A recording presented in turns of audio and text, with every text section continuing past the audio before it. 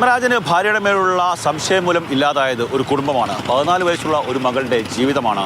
ഭാര്യയെ കൊലപ്പെടുത്തിയ ശേഷം പത്മരാജൻ നേരെ പോയത് പോലീസ് സ്റ്റേഷനിലേക്കാണ്.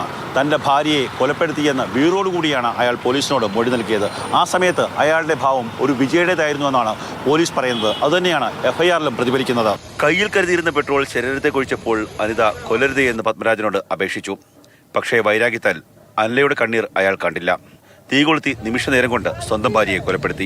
അനിലയും അവരുടെ സുഹൃത്ത് ഹനീഷും തമ്മിൽ നടത്തിയിരുന്ന ബേക്കറി ബിസിനസ്സിൽ പത്മരാജന് താല്പര്യമുണ്ടായിരുന്നില്ല. അതിൻ്റെ പേരിൽ പലകുറി തർക്കങ്ങളുണ്ടായിട്ടുണ്ട്. കഴിഞ്ഞ ദിവസം ആ ബേക്കറിയിലേക്ക് എത്തിയ സമയത്ത് ഹനീഷ് പത്മരാജനെ മർദ്ദിക്കുന്ന ഒരു അവസ്ഥയുണ്ടായി. പക്ഷേ ആ മർദ്ദനം നോക്കിയിരുന്ന ഭാര്യ ഒരു വാക്കുപോലും ഉരിയാടാൻ തയ്യാറായില്ല.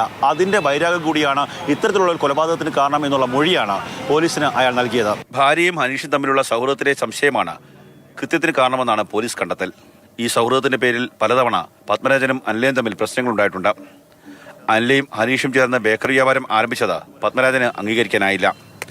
ഈ വൈരാഗ്യം കൊലപാതകത്തിലേക്ക് നയിച്ചു. പ്രതിയെ സംഭവസ്ഥലത്തെത്തിച്ച് തെളിവെടുത്തു. ഭാര്യയെ കൊലപ്പെടുത്തിയ കാര്യങ്ങൾ ഇയാൾ പോലീസിനോട് വിശദീകരിച്ചു. ഫോറൻസിക് സംഘം പാരിപ്പള്ളി മെഡിക്കൽ കോളേജിൽ വെച്ച് മൃതദേഹത്തിൽ നിന്ന് സാമ്പിൾ ശേഖരിച്ചു. കൊലപാതകം നടന്ന ചെമ്മാമുക്കിലും ഫോറൻസിക് സംഘം പരിശോധന നടത്തി. കോടതിയിൽ ഹാജരാക്കിയ പ്രതിയെ 14 ദിവസത്തേക്ക് റിമാൻഡ് ചെയ്തു.